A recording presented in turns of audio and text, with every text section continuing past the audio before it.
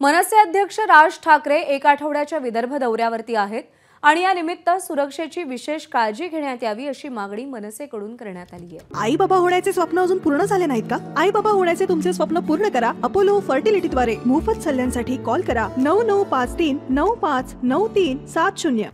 राज ठाकरेंच्या दौऱ्यात मराठवाड्यासारखे निषेधाचे काही प्रकार घडले तर आम्ही विरोधकांना जशास तसं उत्तर देऊ असा इशाराही मनसैनिकांनी दिलाय।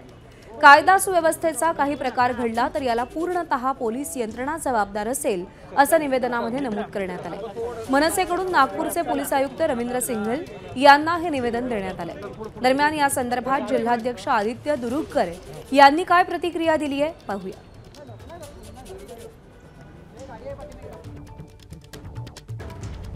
सांगितलेलं आहे की सन्माननीय राजसाहेब ठाकरे 21 तारखेला 21 ते 26 डिसेंबर 26 ऑगस्टपर्यंत दौऱ्यावर आहेत। त्या दरम्यान कुठल्याही व्यक्तीने कुठल्याही आरक्षणाच्या नावाखाली ताप्यासमोर अडवणूक केली तर त्याचे जे पडसाद उमटतील ते बरोबर नाही।